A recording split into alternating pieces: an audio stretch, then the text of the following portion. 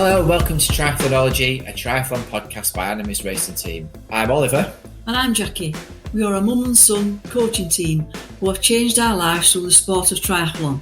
Our podcast aims to break down the mysteries of triathlon training and show you, the listener, how simple and flexible it can be so that it really does become part of your lifestyle and not just a hobby.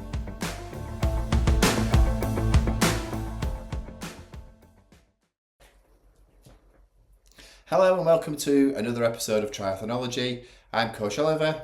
I'm Coach Jackie. And together we're a mum and son coaching team based in North Lincolnshire and South Yorkshire, and in this podcast we give out our straightforward Yorkshire advice on triathlon. Now, okay, so today's podcast is going to be about the off-season, and what do we mean by that? Well, there comes a point when it's too cold and too raining and too horrible to do triathlon outside. So in the Northern Hemisphere, that's usually around about October until March, April time. So, and as we just arrived in October, we're now going to talk about what you should be doing during the off season when we can't go out and race. Yeah. Unless you're doing a duathlon. Well, unless you do duathlon or you're mental enough to do 10Ks in this weather. But I have no pleasure or fun in doing either of those things in weather when it's freezing cold or banging it down, which is like northern for raining. Yeah. Or northern English for raining if you're listening to this overseas. Mm. So you might be tempted to start, let's buttle down and watch a Netflix, find a good series on Netflix, watch Grey's Anatomy for the 5th time from all the series from 1 to 22. Munch your body weight in chocolate. Yeah, or Haribo. Because Mo Farah always used to have a month on Haribo. Well, yeah, we used to have a fat month as well, but we don't have that anymore either, do we? So, no, we don't. But yeah, sometimes it can be a good opportunity to be able to get back or to put in some calories so that you can build, because you can't stay like as lean as a butcher's pencil all year round. No. You have to be able to put some weight on to get through winter and be more comfortable. More weight that you carry usually means that you're less ill, or more body fat rather usually means that you're less ill, you're warmer. Yeah, which for winter is important. And then you sort of lose it as you get back into spring and summer. We're not talking about going up 7 stone, but you know, a couple of pounds here and there is neither, No, if you want to, relax, enjoy yourself, you don't have to quite take things quite as strictly as you do during race season, during the off season. And probably your family will thank you for it, because they'll be fed up here doing training all the time and eating like lots of people use a different type of nutrition and all, and like count the macros and all that sort of thing. And if you've got a family, it's not always family friendly. Yeah, but I mean, if you do the off season correctly, you're fine, taking everything in balance. But if you do it wrong, it can leave you, chasing yourself, meeting yourself going forward, injured, burnt out. Particularly by the time you get to race season, because the dark nights in the Northern Hemisphere, particularly, and the cold weather can seem like a long time away. Yeah. From before you're doing an event. Yeah. And the short days and long nights. Yeah, and it is a long go before that. And if you are still eating the same as you are doing racing season and still training in the same way as you are during racing season, well, then you might end up with a problem, either injured, ill, or both, or probably had enough of triathlon by the time it gets to spring days and you want to go back out riding your bike, or even running outside or back in the lake, whatever it was. The whole purpose of off season is to prepare you for the season and not to become the season. And one of the things that we often did and do still now is when you're going out during the summer or in the spring, or if you have an autumn holiday and it's somewhere slightly warmer like the Canary Islands or Egypt or wherever it might be, running along the seafront and banking the memories of running. We always used to say that when we went to Premier League, we always used to say when we were running on seafront, bank this. Yeah, bank the memories and bank the heat and everything, because that will get you through what will be probably a difficult winter, because if it's been as nice as it has been in England this year, it's probably going to be horrible in the winter and raining again. A lot of snow. We're literally going to go from drought to floods. It's like biblical plagues. Yeah. But such is weather at the minute. Yeah. So today we're going to give you some simple steps so that you can get through the off season and be in the perfect place to strike and make it count when it comes to the season. But stick with us, because At the end, we're going to have a special coaching offer that we're going to share. So it's perfect if you want to stop guessing and actually build some structure this winter. So let's kick off with step 1, which is to reflect and reset. So too many athletes, not just triathletes, will finish their last race, chuck everything in the cupboard and think about it again in February or March when the nights get a bit better. Or they might get a think, when it's New Year. New Year, I'm going to do this and I'm going to do that and I'm going to rent a London Marathon and I'm going to do this and I'm going to do that and get mental. Case in point in this is Fred, Yes. my dad, who's decided, when I was driving home with him yesterday after work, I said to him, what are you going to do in this off season? Are you going to start getting, now he's got his bursitis sorted, are you going to get training? And his answer was quite simply, I'm going to wait till New Year. Well, good and bad news about that is you've got 3 months to knock about, but actually October, November, December, 3 months that you can gain on your rivals. Yes. And this is something that we worked with our athlete Monica last year. She worked with us over the winter period and actually had an absolutely fantastic gangbuster season where she's performed better than she has done for a long time. So it's about... Same as we did with Abby. We worked with Abby. Yeah, and we're going to work with her again in this off season on something. So it's always an ideal time to just get involved and not leave it until January and then start thinking later and think bugger, I better start training because I've done nothing.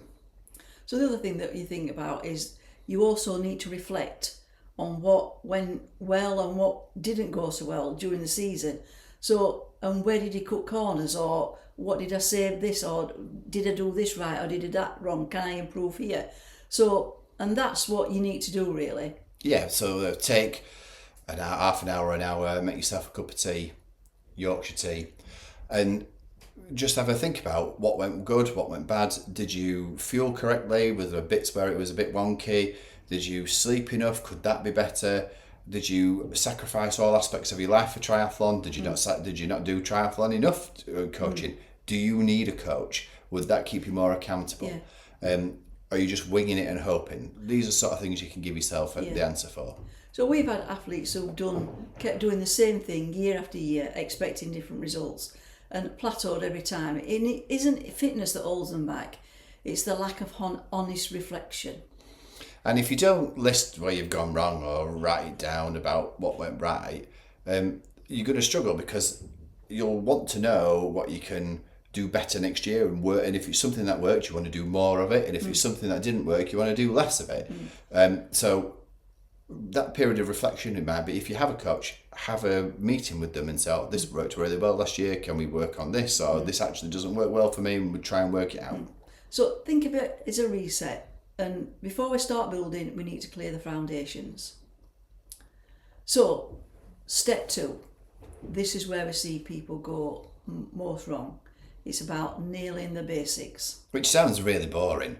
But I mean, the thing that we talk about more often or than not on this podcast is being consistent and controlling the controllables. So that's things like making sure your sleep schedule is pretty good, which, if you've had a baby or you've got a small child or you're ill or you're an elderly parent that you're looking after, sometimes you can't do that. But if you can, sleep schedule, make sure that that's going all right.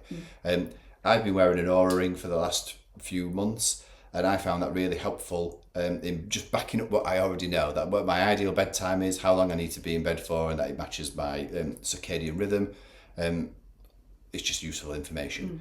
Hydration, make sure that you're drinking enough. It's not just nailing pints and pints of tea, water, electrolytes, but keeping all that going through the off season as well as on it. Fueling, did you fuel your training sessions as well as fueling your races? Yeah. That's the thing that people don't do enough. People forget. And sometimes after a bit of the early, and when we get into the second half of the off season, sometimes it's all right not to fuel your training sessions because you're trying to lose that bit of weight that you've put on. Absolutely fine. But for most people, particularly during the season and in the early off season, fuel your workouts. You'll get better quicker as a result of it.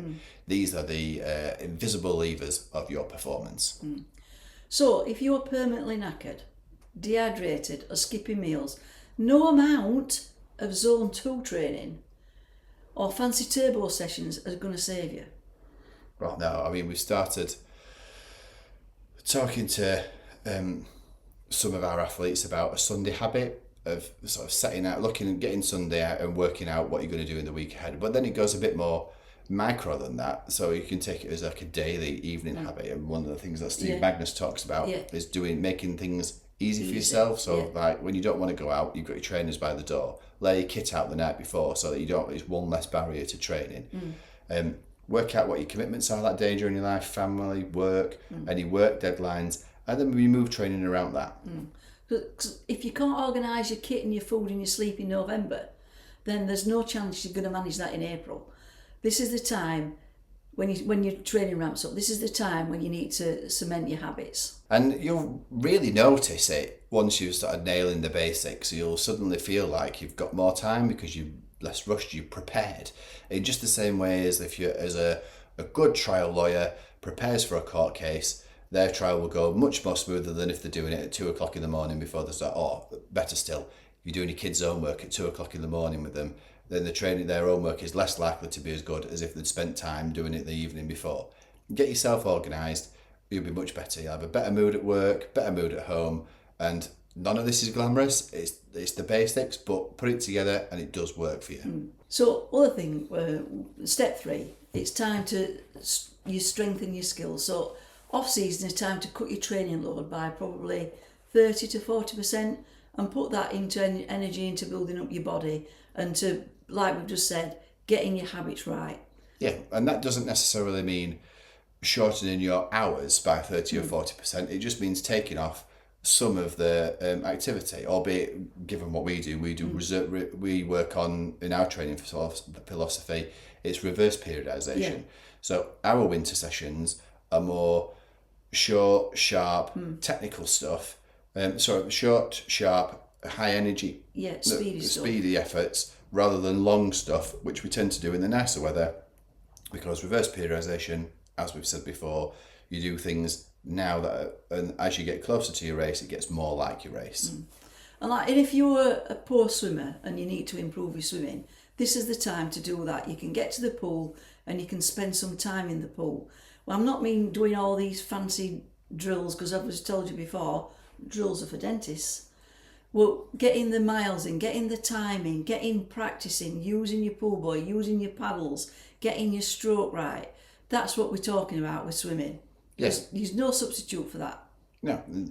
Cycling, it might be something as basic as learning how to use your gears. Now, a lot of people get really het up about gears, and the easiest way to think of it is whether you're going up or down, are you making it harder or are you making it easier for yourself? I have to think like that. But why don't you think like that? None of us are professional cyclists. Are you making this more difficult? Or are you making this more easy? Easy. Anybody can work that out. Same with running.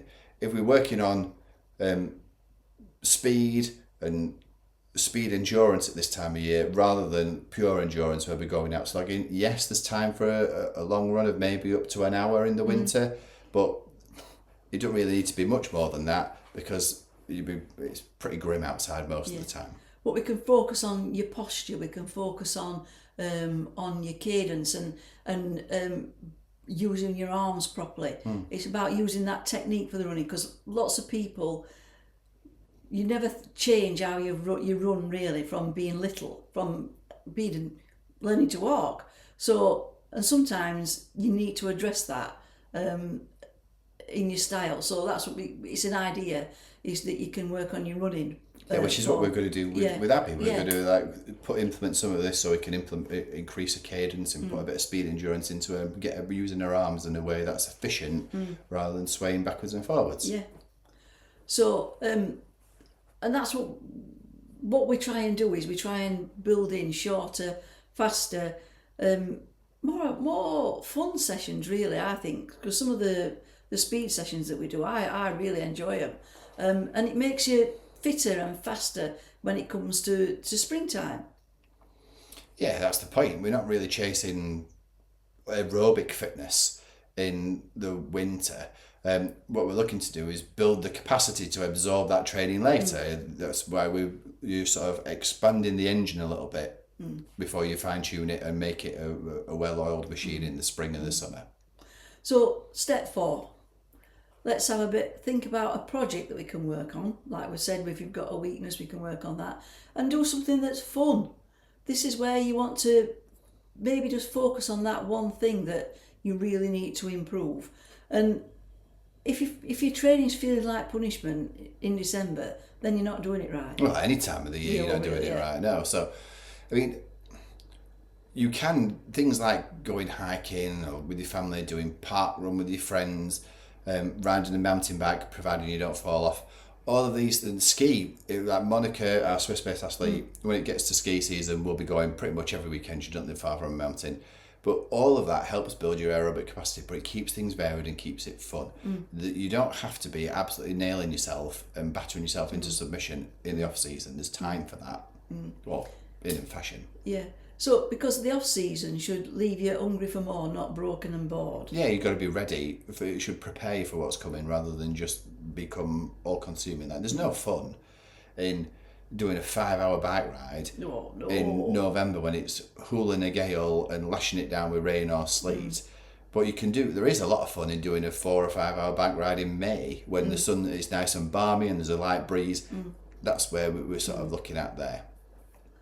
So, step 5, Oliver, is consistency and community. We say this all the time, like, forget about doing absolutely monster training weeks where you're running a marathon or doing a 3-hour run on a weekend and a 5-hour bike on a weekend. You don't need to do that at this time of year. In the Northern Hemisphere, you don't need to do this this time of year. What matters is just ticking your sessions off every day. And if you miss one or you miss 2 in a week, that's fine, because as we've said before and time again, consistency is built up over a period of weeks and months and not on a day-to-day granular level. So we also say, like, don't try and do it alone. There's a lot of experience out there, a lot of help out there, and athletes who do sort of go rogue in a way will always end up being jaded and a bit more tired by the time you get to January than normal. Start picking up all the nasty bugs that are going around. Yeah. But the ones who are more connected with themselves, with a coach or with a community, they're the ones who are ready when it comes to spring to really take advantage of everything that they're putting in the winter. Yeah. So that's why we say the off-season is when coaching support really matters the most. So there's less pressure, there's more time to fix weaknesses and proper accountability to keep you moving. The 5 steps to nailing your off-season are reflection and rest, nailing the basics, strength and skills, making things fun, consistency and community. And if you get all those things right and you're not just ticking over till January, you're giving yourself a massive head start on everybody else who will be doing that. So it's really a time for you to consolidate the gains that you've made in the previous season. So if you're listening to this and thinking, I need some help with that, then that's really good news, because we've got an absolutely smashing introduction coaching program that we've never done before. No. And to quote the great Jim Bowen, it's super smashing great. Yes. If you don't know who Jim Bowen is, look him up. Look him up in one. So, Oliver, explain. So we are going to offer for a limited amount of people by application. So you'll have to send us an email or drop us a DM on Instagram. Yeah, and then I can send you a form. For you to have 3 months coaching at 1/3 of the price. So our usual monthly coaching is £150, but for 3 months, it's £50 a month. After that, it's going up in the new year, it'll go back up to our £150 amount, but we are confident that we can show you in that 3-month period that we are worth it and that you will be able to then progress in the spring and you'll not wonder about why you made this decision. So we would like you to share your journey on social media, but we'll explain all that when if we decide that if you're successful. If you're successful, if we're a good fit, because not everybody gets on. No, so what that means is we'll get you set up on a Training Peaks Premium account that is run by our Animis racing team, and we'll build a proper plan around your life. So if you have non-negotiables that you can't avoid, so you might be a single parent and you've got your children on a Wednesday and there's nothing you can do about that, that's fine, we work around that. It might be that you work shifts, so you work 4 on 4 off, or all afternoons or all nights or all mornings. We can work around that. The point is, as we say all the time, our plan is built around your life. So, don't wait until January. That's too late. Start now, and by the spring you're going to be fitter, faster, and ready to smash your races. But we've been to T100, haven't we? Yeah, Which which we absolutely loved. it's such a terrific event, and we both did the sprint event this year. It's like our getting reintroducing ourselves back into it. We've been open water swimming in Lake Wye. Lake Wye, which we absolutely loved. We've and the people at De Boer have single-handedly changed my opinion about Dutch people. Who You're going to really Dutch people. Well, all our Dutch listeners are turning off now, aren't they? But no, I used to share because of a bad experience I had with Dutch people in Amsterdam many years ago. I used to share Nigel Powers' philosophy that there's only two people in this world that you can't stand, which is people who are racist and intolerant with other cultures and the Dutch. But not anymore. De Boer were absolutely terrific at resolving my wetsuit issue and sent me a brand new one out to put on, and we've yet actually to be able to put that on because since the T100, life got pretty mad. But we both got De Boer new wetsuits. And I'm looking. I don't know whether you can say I can actually say this. I'm actually looking forward to going open water swimming in the spring. In the spring.